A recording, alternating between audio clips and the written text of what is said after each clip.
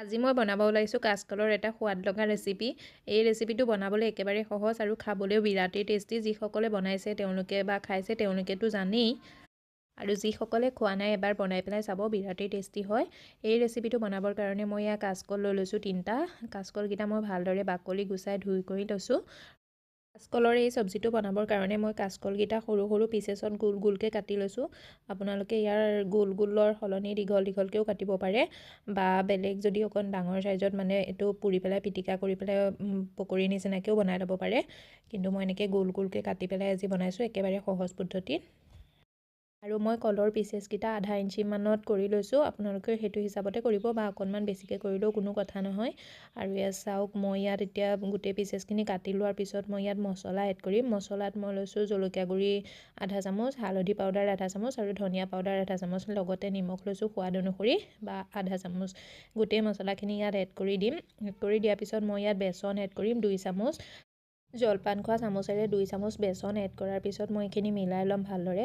মিলাওঁতে মানে কি, প্ৰথমতে চামুচখন দি মিলাই চাব, যদি মিলিছে নিমিলিলে তেতিয়া মানে এনেকৈ অকণমানকৈ টচ কৰি দিব। আৰু যেনেকৈ মই কৰিছোঁ তেনেকৈ আপোনালোকেও কৰি ল'ব। ঢাকি লৈ পেলাইও কৰিব পাৰে এইটো, এনেকৈ জোকাৰি দিলে মানে বেচনটো মিলি যায়। কলৰ পিচেছখিনিত বেচনটো ভালদৰে মিলি যাবৰ কাৰণে, মানে একদম গোটেই পিচেছটোত ভালদৰে সানি যাবৰ কাৰণে বেচনখিনিত মই 2 চামুচ পানী ইউজ কৰিছোঁ। সৰু চামুচখনেৰেই পানী 2 চামুচ এড কৰিছোঁ। 2 চামুচ পানী এড কৰি পেলাই এইখিনি মিলাই চাব। যদি আপোনাক আৰু অকণমান পানীৰ প্ৰয়োজন হয় তেতিয়াহে এড কৰিব, পানীখিনি লগতে এড কৰি নিদিব। আৰু এয়া চাওক, মই 2 চামুচ পানী এড কৰোঁতে মোৰ কলখিনিৰ বেচনখিনি ভালদৰে লগা নাছিলে। মই আৰু 2 চামুচ পানী এড কৰি দিওঁতে এয়া কলখিনিত একদম বেচনখিনি বহুত ধুনীয়াকৈ লাগি গ'ল। দেখি গম পাইছে আপোনালোকে, টোটেল 4 চামুচ পানী ইউজ কৰিলোঁ মই। আনফালে মই এটা কেৰাহীত তেল গৰম কৰি থৈছিলোঁ। তেলখিনি ভালদৰে গৰম হৈ যোৱাৰ পিছত হাই টু মিডিয়াম ফ্লেমতে মই কলখিনি ফ্ৰাই কৰি ল'ম। 2 মিনিটমানৰ কাৰণে ফ্ৰাই কৰিম।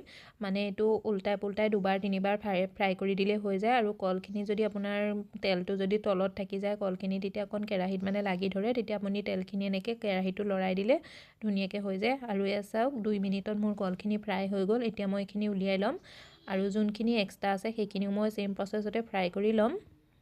এটা কথা ধ্যান ৰাখিব, কলখিনি যেতিয়া তেলত দিয়ে, তেলত দিওঁতে এটা পিচেছকৈ তেলত দিব, লগতে গোটেইখিনি বাকি দিলে কি হ'ব, ইটোৰ লগত সিটো লাগি যাব আৰু ভাঙি মানে বেলেগ কৰিবলৈ অকণমান অসুবিধা হ'ব। আৰু এয়া চাওক, মোৰ গোটেই কলখিনি ফ্ৰাই হৈ গ'ল। এইখিনি আপুনি এই পিচেছটো এনেকৈও খাব পাৰে। মই এটা ভাঙি দেখাই দিছোঁ কিমান ধুনীয়া হৈ গৈছে, আৰু এই কলটো কিমান ধুনীয়াকৈ ফ্ৰাই হৈ গৈছে। চাওক, এনেকৈ হাতে ভাঙি দিওঁতে ভাঙা গৈছে। এই কলৰ ফ্ৰাইটো এনেকৈও খাই ভাল লাগে, বহুতেই টেষ্টি লাগে। আপুনি এনেকৈও খাব পাৰে, কিন্তু মই আজি এইটো চব্জি বনাম। চব্জি বনাবৰ কাৰণে মই সেইটো কেৰাহীতে যিখিনি তেল আছিলে সেইখিনি তেলতে, মানে তেলটো যদি আপোনালোকৰ বহুত বেছি থাকে তেতিয়া অলপ উলিয়াই ল'ব। আৰু এই চব্জিটোৰ কাৰণে তেলটো অকণমান বেছিয়ে লাগে। মোৰ 2 চামুচমান তেল লাগে, মানে মই 2 চামুচমান তেল আছিলে, তাতে মই পিঁয়াজখিনিও ফ্ৰাই কৰি ল'ম। পিঁয়াজ মই 2টা মিডিয়াম চাইজৰ পিঁয়াজ লৈছোঁ। সেই পিঁয়াজকেইটা গল্ডেন ব্ৰাউন কালাৰ হোৱালৈকে মই ফ্ৰাই কৰি ল'ম। এই পিঁয়াজটো ফ্ৰাই হ'বলৈ বহুত বেছি সময় নালাগে, 1-2 মিনিটৰ ভিতৰতে এইটো ফ্ৰাই হৈ যায়। আৰু এয়া চাওক, মোৰ পিঁয়াজটো গল্ডেন কালাৰ হৈ গ'ল। মই এতিয়া এইটো উলিয়াই ল'ম। বাচি যোনখিনি তেল আছে এক্সট্ৰা হৈ আছে, তাতে মই আধা চামুচ জিৰা এড কৰি দিছোঁ, আৰু এটা তেজপাতো এড কৰি দিছোঁ ভাঙি পেলাই।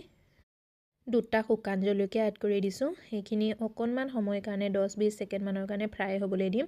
10-20 ছেকেণ্ডমানৰ পিছত মই ইয়াত আদা নহৰু পিচি থৈছিলোঁ, সেইখিনিও মই এড কৰি দিছোঁ। 1 চামুচমান হ'ব আদা নহৰু। সেইখিনি মই অকণমান সময়ৰ কাৰণে সেইখিনিও ফ্ৰাই হ'বলৈ দিম। 30-40 ছেকেণ্ডমানৰ পিছত মই ইয়াত এটা ডাঙৰ চাইজৰ বিলাহী লৈছোঁ। আপোনালোকৰ যদি সৰু হয় বিলাহীটো, তেতিয়াহ'লে 2টা ল'ব। মোৰ ডাঙৰ চাইজৰ এটা বিলাহী মই পিয়ৰি বনাই থৈছিলোঁ, সেইটো এড কৰি দিছোঁ। বিলাহীটোত মই 2টা কেঁচা জলকীয়াও দি দিছিলোঁ যেতিয়া মানে পিচিছিলোঁ তেতিয়াই। আৰু এইখিনি মই অকণমান সময়ৰ কাৰণে মিলাই ল'ম। আৰু বিলাহী দিয়াৰ লগতে মই ইয়াত নিমখ এড কৰি দিছোঁ, আধা চামুচতকৈ কম এড কৰিছোঁ নিমখ, কাৰণ আমি কলখিনিতো দি থৈছোঁ, সেইকাৰণে নিমখৰ পৰিমাণটো চাই চিন্তিয়ে দিব লাগে।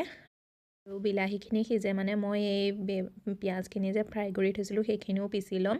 আৰু পিচি লৈ পেলাই বিলাহীখিনি ফ্ৰাই মানে হৈ যোৱা তেলখিনি অকণমানকৈ এৰিব লৈছে, তেনেকুৱাতে মই পিঁয়াজখিনি পিচি ল'লোঁ সেইখিনিও মই এড কৰি দিলোঁ। এড কৰি লৈ পেলাই এতিয়া মই মিলাই ল'ম এইখিনি ভালদৰে। পিঁয়াজখিনি বিলাহীৰ পেষ্টটোৰ লগত ভালদৰে মিহলি হৈ যোৱাৰ পিছত ইয়াত মই শুকান মছলা এড কৰি দিম। মছলাত মই আধা চামুচ লাল মিৰ্চ পাউডাৰ লৈছোঁ, আধা চামুচ হালধি পাউডাৰো দিছোঁ, আধা চামুচ ধনিয়া পাউডাৰো এড কৰি দিছোঁ। এইখিনি মই মিলাই ল'ম ভালকৈ। ইয়াত আপোনালোকে জিৰা পাউডাৰো দিব পাৰে বা জালুকৰ যোনটো পাউডাৰ হয় সেইটোও দিব পাৰে। মই আজি একদম সহজ পদ্ধতিত বনাইছোঁ, সেইকাৰণে মই একো এড কৰা নাই। আৰু এয়া চাওক মোৰ মছলাখিনি একদম ধুনীয়াকৈ শুকান হৈ গ'ল। ইয়াত মই এতিয়া পানী এড কৰিম। পানীটো আপুনি যদি ভাতৰ লগত বনাইছে চব্জিটো তেতিয়াহ'লে পানীৰ পৰিমাণটো অকণমান বেছিকৈ দিব, আৰু যদি ৰুটিৰ লগত বনাইছে তেতিয়াহ'লে পানীৰ পৰিমাণটো অকণ কমাই দিব। এইটো কাৰীটো আপুনি নিজৰ হিচাপত পানীখিনি এড কৰিব পাৰে। মই ইয়াত 1 গিলাচমান পানী এড কৰি দিছোঁ। পানীখিনি এড কৰি 1 মিনিটমানৰ কাৰণে এনেকৈ সিজিবলৈ দিম ল' ফ্লেমতে। যেতিয়া পানীখিনি সিজি যায়, ভালদৰে উতলিবলৈ লাগি যায়, তেতিয়া আমি কলৰ যোনখিনি পিচেছ ফ্ৰাই কৰি থৈছিলোঁ সেইখিনিও এড কৰি দিম। কলৰ পিচেছখিনি এড কৰি পেলাই এইখিনি মিলাই ল'ম। মিলাই লোৱাৰ পিছত মই ইয়াত এড কৰি দিম সৰিয়হৰ, মই এইটো বগা সৰিয়হৰ পাউডাৰ লৈছোঁ 1 চামুচ। বগা সৰিয়হটো মই ধুই পেলাই ৰ'দত শুকুৱাই পেলাই পিচি লৈছোঁ। এইটো মোক কিনিবলৈও পায় ৰেডিমেড। আৰু আপোনালোকৰ তাত যদি এইটো পাউডাৰ নাই তেতিয়াহ'লে ক'লা সৰিয়হটো অকণমান দেৰি গৰম পানীত ভিজাই থ'ব, ভিজাই লৈ এইটো পিচি দিব। পিচি দিলে এইটো দিলেও ভাল লাগে খাবলৈ। আৰু মই আজি বগা সৰিয়হটোৱে দিছোঁ, বগা সৰিয়হৰ পাউডাৰটো। এইটো মোৰ আগৰ পৰা ৰেডি হৈয়ে আছিলে, সেইটো দি দিলোঁ। দি পেলাই মই এতিয়া মিলাই ল'ম ভালদৰে। সৰিয়হ এড কৰি পেলাই মই 2 মিনিটমানৰ কাৰণে এইটো সিজিবলৈ দিম, উতলিবলৈ দিম। 2 মিনিটমানৰ পিছত এইটো মই কিটচেন কিং মছলা লৈছোঁ, ইয়াৰ 1 চামুচো এড কৰি দিম। আপোনালোকৰ তাত যদি এই মছলাটো নাই তেতিয়াহ'লে গৰম মছলা 1 চামুচ এড কৰি দিব।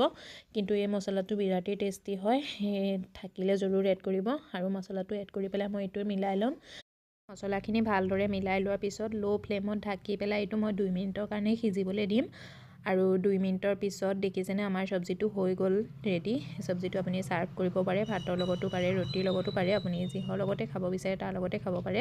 ক'ৰবাত গ'লে টিফিনতো লৈ যাব পাৰে। এই ৰেচিপিটো এবাৰ এনেধৰণে ট্ৰাই কৰি চাবচোন, বহুতেই বেছি ভাল লাগে। আৰু যেতিয়া আপুনি বনাব নহয়, আপোনাৰ পড়োচীয়ে আপোনাৰ পৰা এই ৰেচিপিটো লৈ যাব, ইমানেই টেষ্টি হয়। আৰু যেতিয়া আপুনি কিটচেন কিং মছলা যদি এড কৰে তাৰ গোন্ধটো ইমানেই ধুনীয়া হয়। আজিৰ এই ৰেচিপিটো মোৰ কেনেকুৱা লাগিছে, যদি ভাল লাগিছে ভিডিঅ'টো লাইক কৰি দিব, শ্বেয়াৰ কৰি দিব, আৰু চেনেলটো ছাবস্ক্ৰাইব কৰিবলৈ নাপাহৰিব। লগতে বেল আইকনটো প্ৰেছ কৰি দিব।